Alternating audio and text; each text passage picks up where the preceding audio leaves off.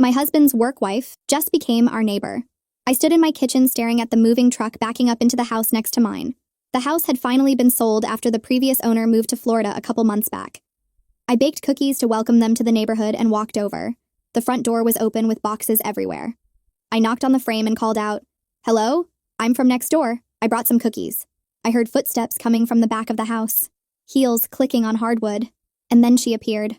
Blonde hair perfectly styled, pencil skirt and silk blouse like she was dressed for the office, not for unpacking boxes. A smile that didn't quite reach her eyes. "Oh my God," she said. "Elena, right? Brad's wife?" It was Megan. The Megan. My husband Brad complained about her all the time, saying she talked too much and always needed his help with projects. He said she wouldn't leave him alone, like a cockroach who never died. She had even started calling herself his work wife just because they spent so much time together at work. "Surprise," she said, and something about the way she said it made my skin crawl. "Looks like we're neighbors now." Megan said surprise like she'd been waiting to say it, like she'd rehearsed it. I kept replaying it in my head while I made dinner that night. The way she was dressed, the way she smiled like she'd already won something I didn't know we were competing for. Maybe I was being paranoid. Maybe it really was just a coincidence. Coincidence? I think not, because coincidences don't usually make your hands shake when you think about them. Before we get into that, let me tell you how we got here. Brad and I had been married for 10 years. We met in college and got married 2 years after graduation. We have 2 kids now. Susie was 8 and Harry was 6. We'd worked hard to get to where we were, saved every penny, made sacrifices. And last year we finally bought our dream home in the neighborhood we'd always wanted. Good schools, safe streets, friendly neighbors, or so I thought. I'd heard about Megan for years. Brad worked in finance and she was in accounting. According to him, she was the most annoying person in the entire company. She talked constantly, laughed too loud at meetings, and showed up at his desk multiple times a day asking questions she could easily Google.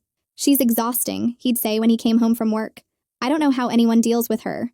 I felt bad for him, honestly. He'd come home stressed out with a new thing Megan did that bothered him. And then she started calling herself his work wife. Brad told me about it in disgust, said she'd introduced herself to a new employee as Brad's work wife, and he wanted to disappear into the floor. And she only continued saying it in meetings, in emails, to clients. She'd refer to herself as his office better half and laugh. "That's so inappropriate," I said when he told me. "That's Megan," he replied.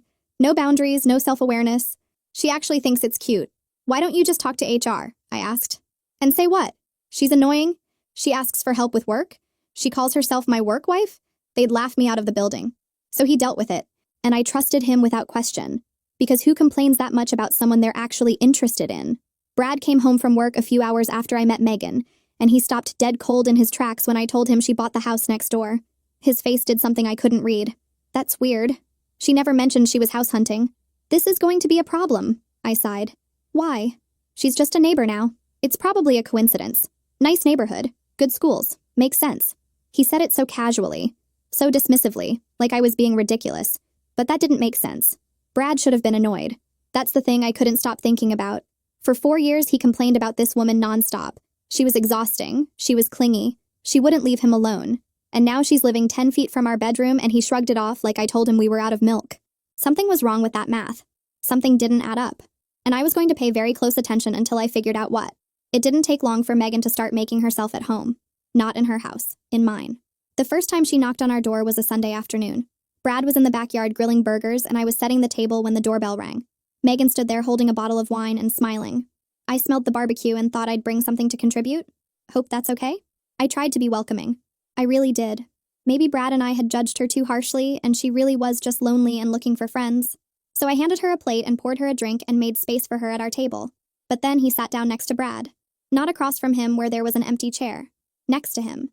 So close their elbows touched when they reached for the salt. "You don't mind, do you, Elena?" she asked after she'd already sat down.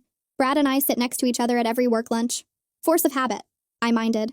But I smiled and said it was fine because what else could I say? Don't sit next to my husband at my own dinner table? I'd sound insane. Halfway through the meal, Susie spilled her juice, and before I could grab a napkin, Megan was already up. "I've got it, sweetie," she said, wiping down my daughter's shirt with the towel I kept by the sink. The towel she somehow knew was there even though she'd never been in my kitchen before. "There, good as new. You know your daddy spills things at work all the time too? I'm always cleaning up after him." "You clean up after daddy?" Susie asked. "Someone has to," Megan laughed. "He's helpless without his work wife. Right, Brad?" Brad chuckled and shook his head, but he didn't correct her. Didn't say, "Actually, you're not my work wife." Just let it sit there like it was true. After dinner, I started clearing plates, and Megan jumped up to help. You wash, I'll dry, she said, positioning herself at my sink like she belonged there. Brad, honey, can you keep the kids busy for a minute? Girl talk. Brad, honey. She called my husband honey in my house, and he just nodded and took the kids outside like it was normal. So, Megan said once we were alone, how long have you and Brad been together? 12 years, 10 married. Wow, that's a long time. Things must get pretty routine by now, huh? We're happy. Oh, I'm sure you are. I just mean it must be hard. Keeping things exciting after so long. Brad told me you guys have been in a bit of a rut lately. I stopped washing. He said that? Don't worry. He didn't go into detail. He just mentioned things have been a little stale. Intimately. She said that last word quietly, like we were sharing a secret. I told him that's totally normal. Every marriage goes through dry spells. Because she knew so much about marriage. My husband had talked to this woman about our intimate life. About our dry spells. I felt something cold settle in my chest, but I kept my voice steady. Brad and I are fine. Of course you are, she said, patting my arm with a wet hand. I'm just saying if you ever need advice. I've been told I'm very good at keeping men interested. She smiled at me, and for a second, the mask slipped. I saw something underneath. Something hungry. Then Brad came back inside with the kids, and she was all warmth again. Hugging Susie goodbye, high-fiving Harry, telling Brad she'd see him Monday with a look that lasted a beat too long. That night I asked Brad if he'd told Megan about our relationship. He said he didn't remember. He said she probably misunderstood something he said about being tired and that I was reading too much into it. There was no way I was. The next few weeks, Megan found reasons to be at our house constantly. She needed Brad's help with her garbage disposal. She wanted to borrow our ladder. She brought over cookies she'd baked and just happened to arrive right when Brad got home from work. Every time I answered the door, she looked past me like she was searching for him. Is Brad here? Became her greeting. Not hi, Elena. Not how are you? Just is Brad here? One afternoon, I came home early from errands and found her in my backyard. She was pushing Susie on the swing set while Harry kicked a soccer ball nearby. Brad was at work. I hadn't given her permission to be there. Elena, hi, she said like I was the visitor. The kids were playing outside and I thought I'd keep an eye on them. I know your sitter leaves at 3 and I saw her car pull away, so I figured I'd step in. You're welcome. I was only gone 20 minutes. You can never be too careful. There are crazy people everywhere. She hopped off the swing and smoothed down her dress. Susie was just telling me about her dance recital. I'd love to come watch. If that's okay with you. Susie looked at me with hopeful eyes. Can she, Mom? Please? What was I supposed to say? No, this woman who's been nothing but nice to you can't come to your recital because Mommy has a bad feeling? We'll see, I said, and Megan smiled like she'd already won. She came to the recital. She brought flowers. Bigger than the bouquet Brad and I brought. She sat in the front row and cheered the loudest, and afterwards Susie ran to her first. I watched my daughter wrap her arms around this woman's neck, while I stood 3 feet away holding my smaller flowers like an afterthought. She's so talented, Megan said to Brad loud enough for everyone around us to hear. You must be so proud. We are, I said. Megan didn't look at me. Brad, remember when I did ballet? I showed you those pictures from when I was her age. Susie has the same natural grace. You did ballet? Susie asked. When I was little, I could teach you some moves if you want, things they don't show you in regular classes. Mom, can she? I looked at Brad, waiting for him to say something, to back me up, to recognize that this woman was inserting herself into every corner of our lives like water damage spreading through walls. He shrugged. Could be fun. The lessons happened at Megan's house, twice a week. Sometimes Brad would walk Susie over and stay to watch, and I'd sit at home looking at the clock wondering why a 30-minute lesson took 2 hours. Megan says I'm a natural, Susie told me one night. She says I'm so good I could be her daughter. Be her daughter? This woman was crazy. I told Brad we needed to talk. I sat him down after the kids went to bed and laid out everything. The comments about our relationship, the way she showed up uninvited, the lessons, the flowers, the way she looked at him like I wasn't standing right there. He listened. He nodded. Then he said, I think you're being paranoid. I'm not paranoid. I'm paying attention. Megan is just friendly. She doesn't have family here. She doesn't have kids. She's attached herself to ours because she's lonely. It's sad if you think about it. Brad, she told me we were in a rut. She said you talked to her about our intimate life. I never said that. Then why would she? I don't know. Maybe she was fishing. Maybe she wanted to see how you'd react. And that doesn't concern you? He sighed. What do you want me to do, Elena? She's our neighbor. She's my co-worker. I can't just tell her to go away. You can set boundaries. I have boundaries. Really? Because from where I'm standing, it looks like she has a key to our life and you're the one who gave it to her. He got quiet. I could see him calculating, deciding how much truth to give me. You used to hate her, I reminded him. 4 years, Brad. 4 years of coming home and telling me how exhausting she was. How she wouldn't leave you alone. How she was like a cockroach that never died. And now suddenly she's your best friend and I'm supposed to just accept that? People change, Elena. Do they? Or were you lying to me the whole time? He ran his hand through his hair. Fine. You want the truth? I exaggerated, okay? I complained about her because that's what people do about coworkers. I vented because I was stressed and she was an easy target. But she's not actually that bad. And honestly, I feel guilty about all the things I said.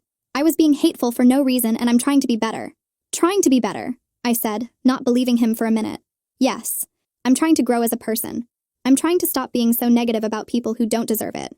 And if you can't handle the fact that I want to be a better man, then maybe you're the problem here. Not Megan. You. I stood there taking it all in. He'd flipped the whole thing around. Somehow he made me the villain for noticing, turned himself the hero for changing.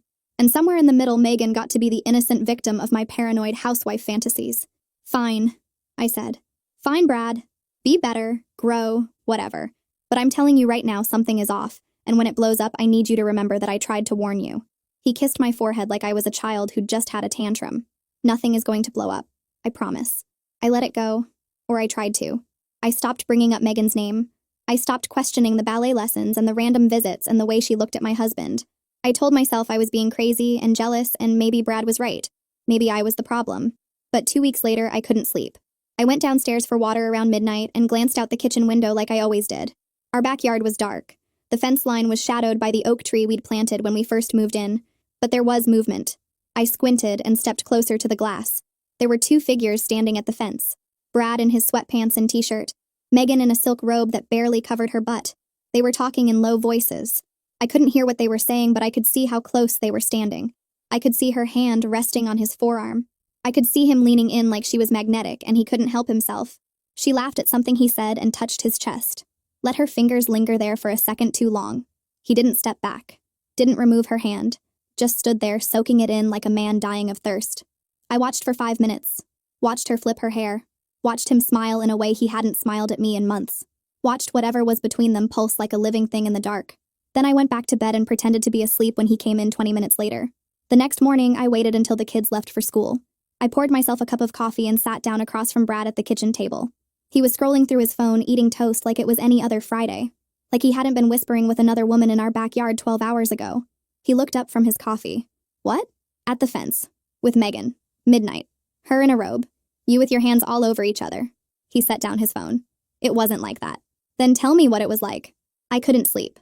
I went outside to get some air. She happened to be outside too. We talked for a few minutes. That's it. I watched you for 5 minutes. I saw everything. So don't sit there and tell me it wasn't like that when I watched it happen with my own eyes. He was quiet for a moment. I could see him running through his options. Deny harder. Gaslight more. Tell me I imagined it. Tell me I was dreaming. Tell me I was crazy. She's a touchy person, he finally said. That's just how she is. It didn't mean anything. Try again. Elena. No. I'm done accepting excuses that insult my intelligence. I know what I saw. You know what you did. So either tell me the truth right now or I'm going to assume the worst and act accordingly. The kitchen was silent except for the hum of the refrigerator. Brad stared at his coffee cup like he was hoping it would swallow him whole. I waited. I wasn't going to fill the silence for him. He'd built this hole. He could climb out of it himself. Okay, he said finally. His voice was quieter now. Smaller. I'll admit I have some complicated feelings about Megan. Complicated feelings, I repeated. Yes. I don't know how to explain it. She just gets me in a way that's different. We have this connection at work, and it carried over, but nothing happened. It's just feelings. I can't control how I feel. I just didn't tell you because I knew you'd react like this. Like what? Like a wife who just found out her husband has feelings for another woman? How exactly should I be reacting, Brad? Should I throw a party? Bake her a cake? Should we invite Bella Hadid? Thank her for keeping you entertained while I'm busy raising our children? He flinched. Good. I'm going to handle it, he said. You better. You want to be a better person? You want to grow and change and stop being negative? Start with this. Get your shit together, Brad. I mean it. And I'm not saying this for me because clearly my feelings aren't enough to motivate you. Do it for Susie and Harry. They deserve a father who's present and committed, who doesn't blow up their lives because he couldn't figure out the difference between being friendly and being unfaithful. I haven't been unfaithful. Yet. You haven't been unfaithful yet.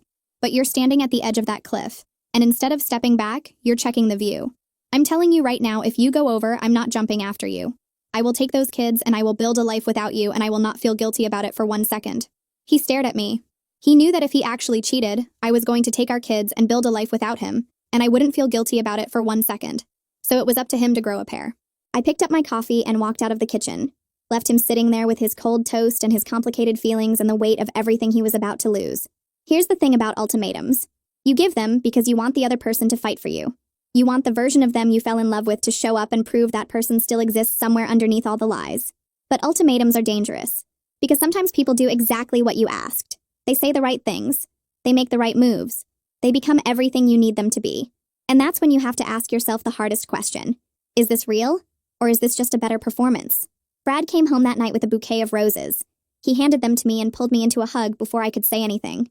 We stood there in the kitchen for a long time with his arms around me and his chin resting on top of my head. "I'm sorry," he said quietly. "I've been an idiot." I didn't argue with him. I just let him hold me because fighting takes energy, and I'd spent all of mine. When he finally pulled back, his eyes were wet, and he looked like the man I'd married. Not the stranger who'd been defending Megan for months. My husband. The one I'd been waiting to come back. "I'm going to fix this," he said. "You and the kids are everything to me." "Then show me." "I will. Starting right now." He took the roses from my hand and found a vase under the sink. "Remember when I used to bring you flowers every Friday, when we were first dating? That was a long time ago. Too long. I stopped doing the things that made you fall in love with me, and then I acted surprised when you felt neglected." He filled the vase with water and arranged the roses carefully. "That ends now. Friday flowers are back. And not just flowers. All of it. The stuff that matters." The next morning, I woke up to Susie's laughter coming from downstairs. I found Brad in the kitchen flipping pancakes while Harry tried to sneak chocolate chips into the batter. The table was set. Coffee was made. Brad looked up when he saw me and smiled like nothing in the world was wrong. "Daddy's making heart pancakes," Susie announced. "He said the lumpy one is for you because you like imperfect things. That's why you married him." Brad shrugged. Her words, not mine, but also accurate. "How long have you guys been up?" I asked, pouring myself coffee. "Since 7, Brad said. "I wanted to let you sleep in. You've been carrying everything around here for months, and I've been too checked out to notice. So today, you rest. We've got breakfast handled. Right, guys?" "Right," Harry and Susie said in unison. "And after breakfast, we're going to the park," Brad continued. "Then ice cream. Then whatever Mom wants to do. Today is Elena Appreciation Day." "That's not a real thing," I said. "It is now. I just invented it." I sat down and watched them. This was what our Saturday mornings used to look like before everything got complicated. Before I started dreading weekends because it meant more time to notice things I didn't want to see. We spent the day at the park. Brad pushed Susie on the swings and let Harry climb on his shoulders even though he always complained about his back afterward. At one point he jogged over to where I was sitting on a bench and handed me a dandelion. "Harry picked it for you, but he was too shy to bring it over himself." I looked at Harry, who was pretending to be very interested in a squirrel. "Tell him I love it." "I will," he laughed, then grabbed my hands. "I made reservations at that steakhouse you like. Mom already agreed to watch the kids." "You called your mother?" "This morning. I told her I needed to take my wife on a proper date because I've been neglecting her." He sat down next to me. "She said it's about time and that she always knew you were too good for me." "Smart woman." "She really is." His phone buzzed once during lunch and he silenced it without looking at the screen. When I raised an eyebrow, he said, "Family day. Everything else can wait." I wanted to believe it. I wanted to sink into this version of my life and forget the last few months ever happened. But there was still a part of me waiting for the mask to slip, watching for the moment when he'd check his phone, or glance toward Megan's house, or find an excuse to step outside alone. That moment didn't come. The week that followed felt like someone had turned back time. Brad came home right after work every day. He texted me during lunch just to say he missed me. He helped with homework, and did bath time without being asked, and fell asleep next to me on the couch instead of disappearing into the garage. Megan's name didn't come up once. Not a complaint. Not a mention. Nothing. That's when the guilt started creeping in. I thought about all the dirty looks I'd given Megan, the way I'd shut her out of conversations, the coldness I'd shown her when she was probably just a lonely woman trying to make friends in a new neighborhood. She'd brought wine to our barbecue and I'd acted like she was plotting to steal my family. I brought it up to Brad one morning while he was getting ready for work. "Do you think I should apologize to Megan?" He paused with his tie half done. "For what?" "For being such a bitch to her. She probably thinks I'm completely unhinged." "You weren't a bitch. You were protecting your family. There's a difference." "I accused her of trying to seduce you because she sat next to you at dinner." "Okay, that was a little much," he admitted. "But I didn't exactly help the situation. I should have set clearer boundaries from the start instead of letting things get weird." He finished his tie and turned to face me. "She actually told me she feels bad about everything. She's been keeping her distance because she doesn't want to cause more problems." That made it worse. This woman had been tiptoeing around her own neighborhood because of me. because I'd built a villain out of overanalyzing everything and giving in to my delusions. The next day I had off work. Vacation time I needed to use before it expired. Brad left around 8 with a kiss and a promise to bring home Chinese food for dinner. I spent the morning cleaning and thinking about what I'd say to Megan. Maybe I'd bake something, bring it over as a peace offering. We could start fresh. Around noon, I grabbed my keys and headed to my car. I needed a few things from the store anyway. I backed out of the garage and started down our street. That's when I saw it. Brad's car. Sitting in Megan's driveway. Middle of the day. Blinds drawn. I pulled over and stared at it. He was supposed to be at work. He'd kissed me goodbye 4 hours ago and told me about meetings he had scheduled until 5. But there was his car parked in her driveway like it belonged there. The roses, the pancakes, the family day at the park, the steakhouse restaurant. The dandelion Harry was too shy to deliver himself. All of it flashed through my mind, but it looked different now. It looked like a scene from a movie where the audience knows more than the main character, where everyone is screaming at the screen because they can see what she can't. I sat in my car with my hands on the steering wheel. He hadn't changed. He'd just gotten better at making me believe he had. There's a moment in every marriage where you realize you've been playing by rules that only you follow. You fight fair. You communicate. You give second chances. And the whole time, the other person is doing whatever they want because they know you'll keep trying. They know you'll keep hoping. They know you love them more than you love yourself. But that's the thing about hope. Eventually, it runs out. And when it does, you stop asking for things to change. You start making them. I called him first. I don't know why. Maybe I wanted to give him one last chance to tell the truth. Maybe I wanted to hear the lie come out of his mouth so I'd stop feeling guilty about what I was about to do.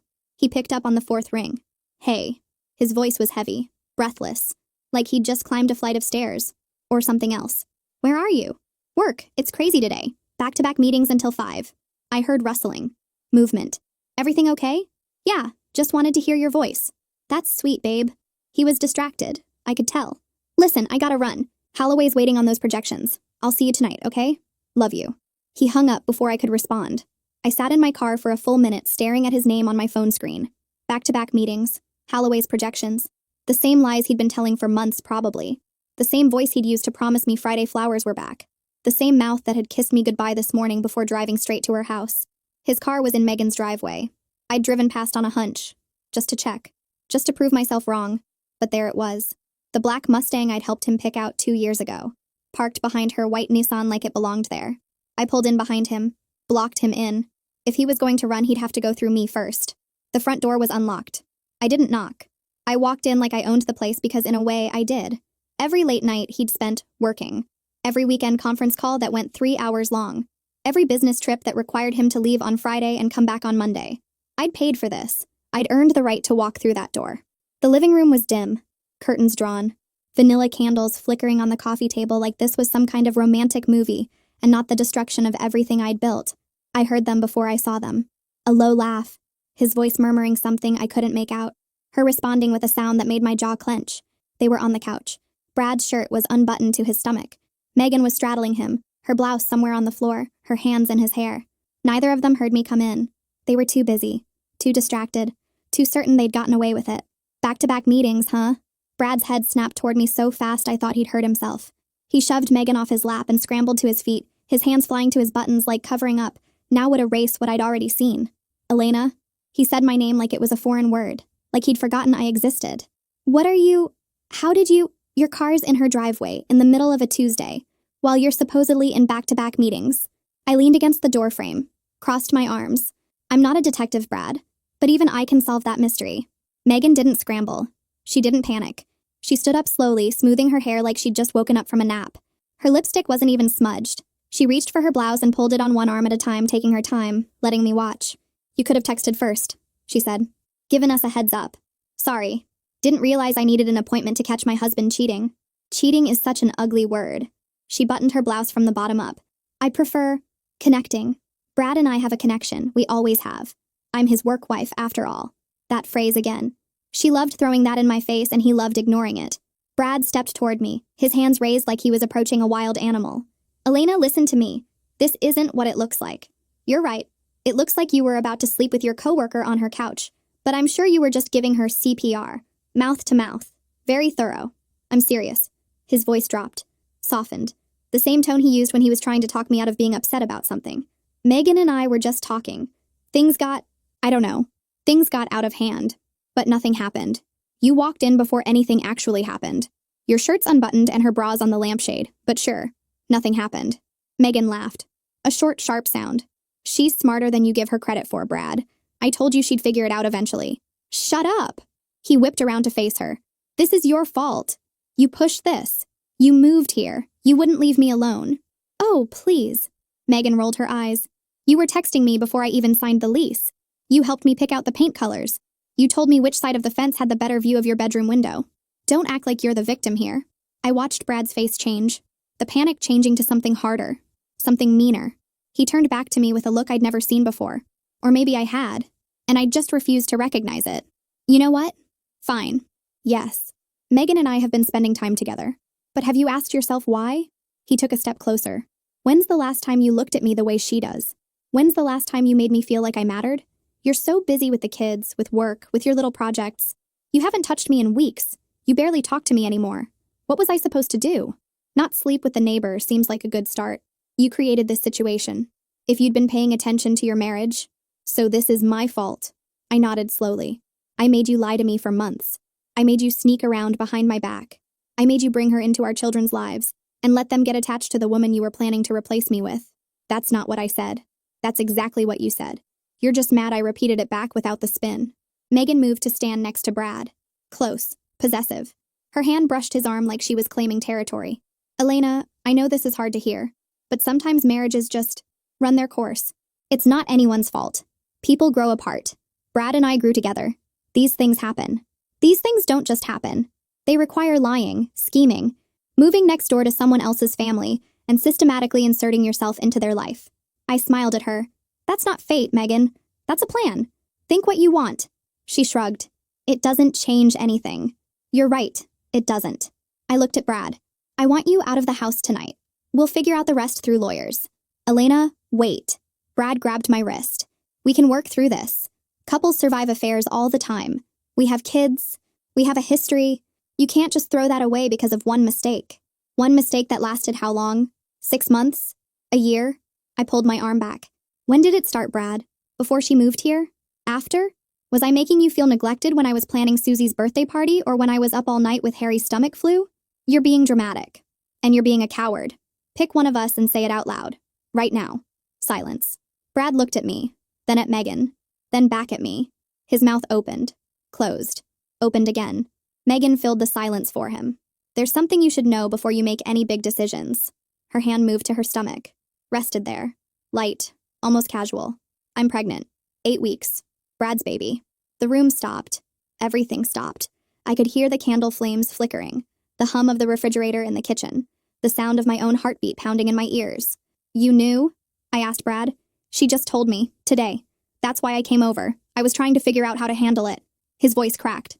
I was going to tell you. I swear. I just needed time to think. Time to think. I laughed. The sound was hollow. Your girlfriend's pregnant, and you needed time to think about whether to mention it to your wife. She's not my girlfriend. She's carrying your baby. I think that qualifies. Megan smiled. That same sweet, patient smile she'd used at every barbecue, every school event, every conversation where she'd pretended to be my friend while planning to take everything I had. This doesn't have to be a disaster, she said. Plenty of families make blended situations work. Brad can be there for you and the kids and still be involved here. We're all adults. We can figure this out together. Together. I stared at her, at the hand on her stomach, at the satisfaction in her eyes that she couldn't quite hide. You planned this. The move, the pregnancy, all of it. I saw what I wanted and I went after it. That's not a crime. No, it's just pathetic. I turned to Brad. Don't come by my house. Don't call. Don't text the kids some explanation about needing space. You figure out what you're going to tell them and then we'll talk. I walked out without waiting for a response. I could hear Brad calling my name. I could feel Megan watching from the window. 10 feet of grass between her door and mine. 10 feet I'd walked 100 times bringing cookies and making small talk and trying to be a good neighbor. She could have the 10 feet. She could have Brad. She could have whatever scraps of a life they managed to build together. Pregnant. She was pregnant. Megan stood there with her hand on her stomach like she'd already won. Like that baby was a checkmate and I was supposed to tip over my king and walk away. Brad couldn't even look at me. He knew what he'd done. He knew there was no explaining this away. But here's what neither of them understood. A baby doesn't save a sinking ship. It just means there's one more person on board when it goes down. And I was done drowning for people who wanted to watch me sink. I had lawyers to call. I filed for divorce at 9:03 the next morning. The courthouse opened at 9. I was the first person through the door. The clerk barely looked at me. She'd seen 1,000 women like me walk up to that counter. Tired eyes, clenched jaw, wedding ring still on because taking it off felt like admitting defeat and keeping it on felt like a joke. She handed me the paperwork without asking questions. I filled it out in the lobby with a pen I'd stolen from Susie's backpack. Irreconcilable differences. That's what the form called it. 4 years of lies. A baby with another woman. A coworker he'd complained about so much I'd memorized every grievance. Irreconcilable differences. I signed my name and handed it back. Brad showed up at the house that afternoon. I was in the kitchen making the kids' lunches for the next day when I heard his key in the lock. I'd forgotten to change them. Stupid. That was going on the list. Elena. He stood in the doorway like a stranger. Like he wasn't sure if he was allowed to come in. Good. He shouldn't be sure. We need to talk. I filed this morning. His face crumpled. Actually crumpled. Like a paper bag someone had stepped on. Already? You didn't even give me a chance to explain. You had plenty of chances. You used them to lie to me. I made a mistake. He stepped closer. His voice was soft. Careful. The same voice he'd used 1,000 times to talk me down from being upset. People make mistakes, Elena. It doesn't mean we throw away 10 years of marriage. Think about the kids. Think about what this is going to do to them. I am thinking about the kids. I kept spreading peanut butter on bread.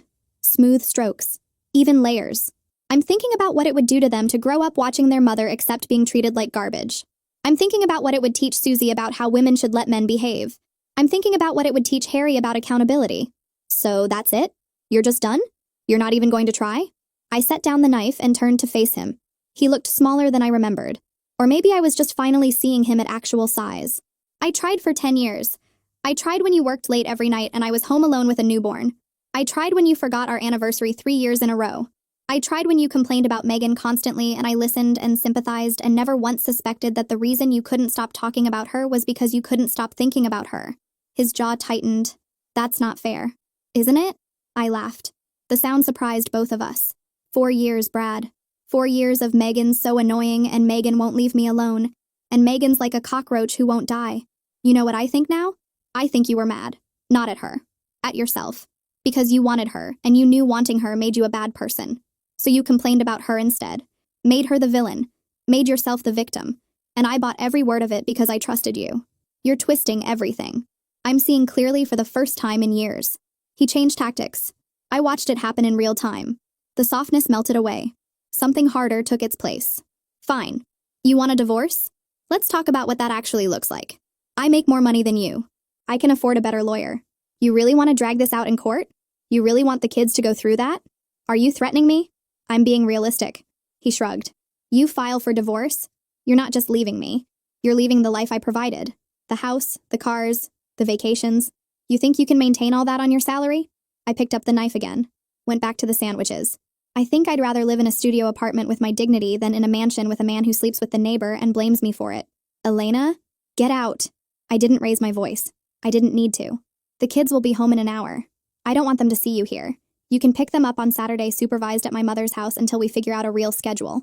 He stood there for a long moment. I could feel him weighing his options, trying to figure out an angle that would work. There wasn't one, so he left without another word. The divorce took 4 months. 4 months of lawyers and paperwork and custody negotiations, and Brad showing up to every meeting with a new strategy. First he tried remorse, then he tried anger, then he tried making me look unstable. His lawyer brought up my erratic behavior and paranoid accusations. My lawyer brought up the text messages I'd subpoenaed from his phone. 14 months of conversations with Megan. Explicit photos. Plans to leave me once Harry started kindergarten so it would be less disruptive. The judge gave me primary custody. Brad got every other weekend and Wednesday dinners. He also got the privilege of paying child support for 2 households now, since Megan's baby was due in 5 months. I saw them together once, about 3 weeks after the divorce finalized. I was picking up Susie from ballet. The class Megan had stopped offering once she realized free access to my kids wasn't part of the package anymore. Brad's car was parked outside Megan's house. I could see them through the window. She was gesturing wildly. He was sitting on the couch with his head in his hands. The same couch I'd found them on. Funny how different it looked now. The moving truck showed up at Megan's house 6 weeks later. I watched from my kitchen window as she loaded boxes into the back. Alone. Brad's car was nowhere to be seen. My mother told me later what happened. Small town. Word travels. Apparently Megan hadn't realized that Brad's lifestyle was mostly funded by our dual income. The house we couldn't really afford. The cars we'd leased instead of bought. the credit card debt we'd been juggling for years. She thought she was getting a successful finance guy with a nice house and a stable future. What she got was a man paying child support to 2 women, living in a 1-bedroom apartment, and crying into his beer about the family he'd thrown away. She left him 3 weeks before the baby was born. I don't know where she went. I don't care. The house next door sat empty for 2 months before a nice older couple bought it. They brought me cookies the day they moved in. I almost laughed. Brad still picks up the kids every other weekend. He's thinner now. Quieter. The charm that used to work on everyone doesn't seem to fit him anymore. Susie told me he cries sometimes when he thinks she's not looking. Harry asked me last week if Daddy was sad because of something he did. I told him no. Daddy was sad because of something Daddy did. And that's an important difference.